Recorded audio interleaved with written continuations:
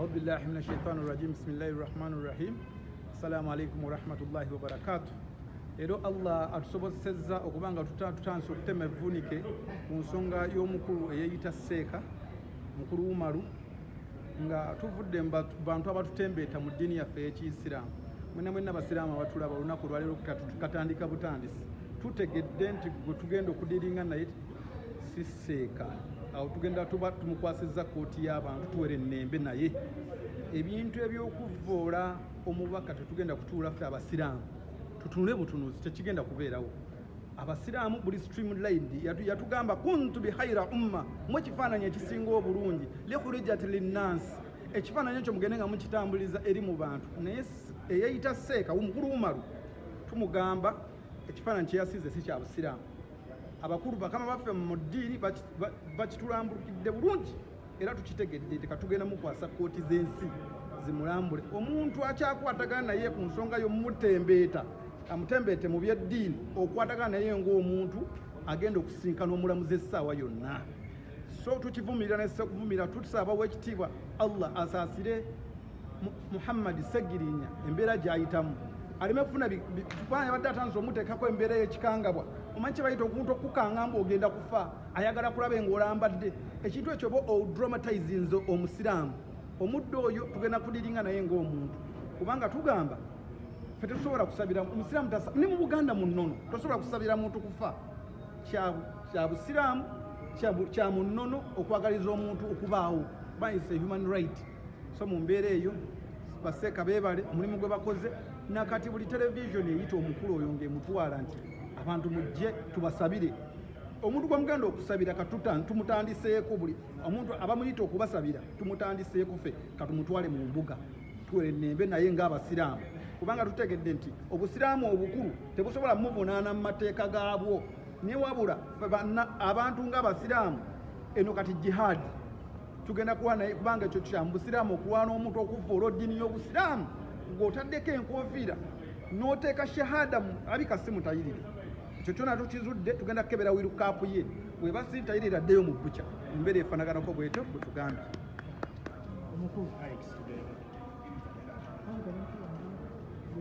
Nze Alex Luswa Luwemba era nga nze omuyambi w'omubaka Muhammad Ssegirinya.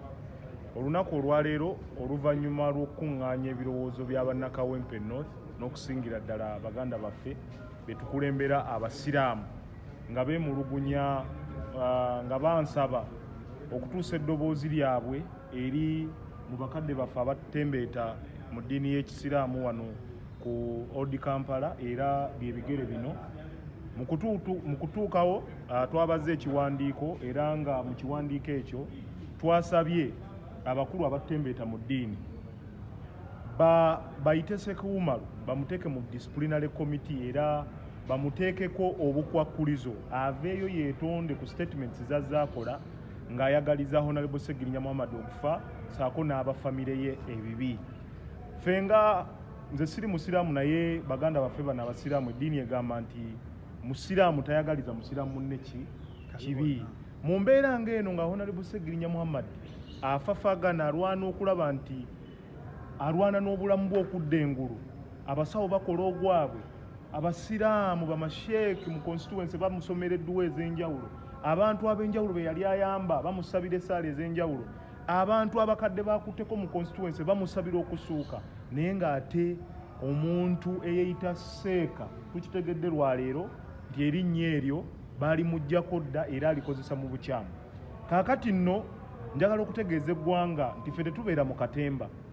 Nze Alex sibeera mu katemba.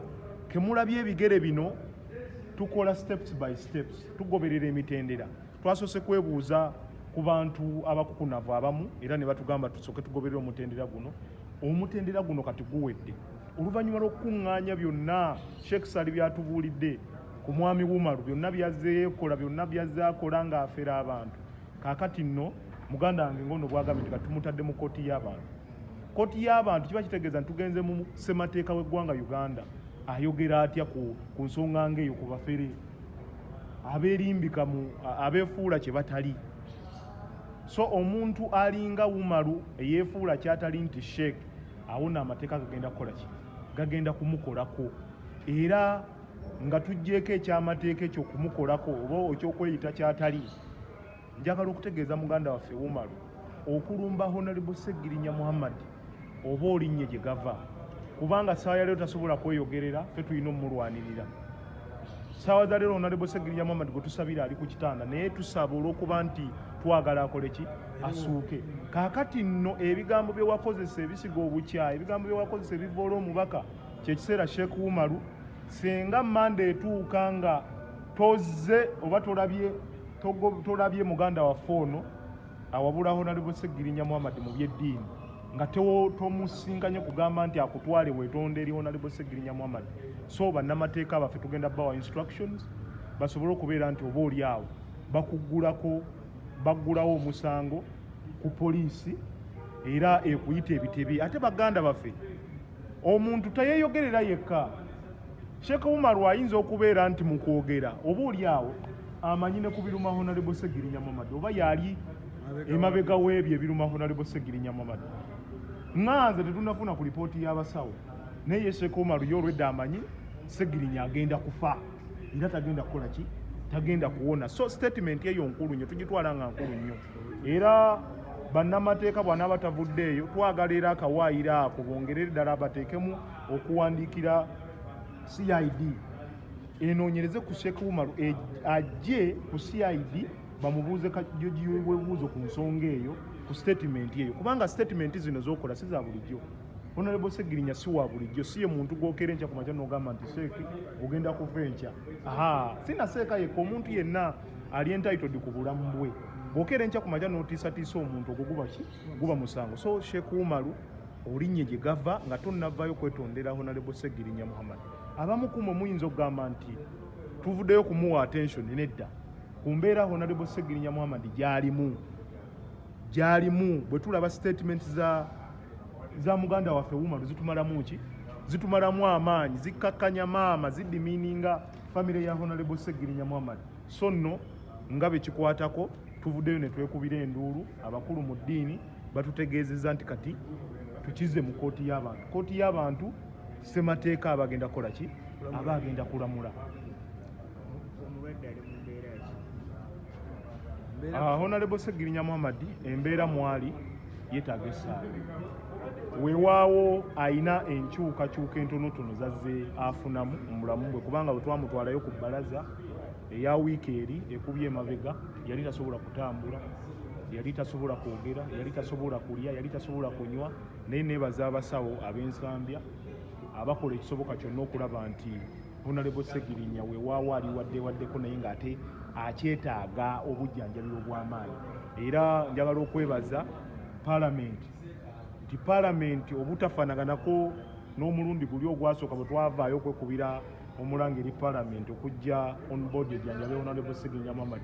This time round yagambye Honorable Ssegirinya Muhammad kasita passport bagikuwadde, ebyenzijanjaba Paalamenti egenda kukolera ku byenzijanjaba, kaakati bali mu processinga visa okulaba nti Honorable Ssegirinya Muhammad atwalibwa, ate nga n'abasawo balinda recommendation y'abasawo kubanga akyali weak, ate nga tukibayibunyi nnyo nti omuntu okugenda e Netherlands kimutwalira almost essaawa 7 ku 8 ng'ali mu bwengula. So tulinze bulinzi recommendation y'abasawo abo banaamukkiriza nti kati you ready to go. Honorable Ssegirinya essaawa yonna ne wiiki ejja eyinza obutasukka kulaba nti yagenze mu ggwanga lya Netherlands asobole okufuna obujjanjabi obusingako awo n'okubudaabudirwa.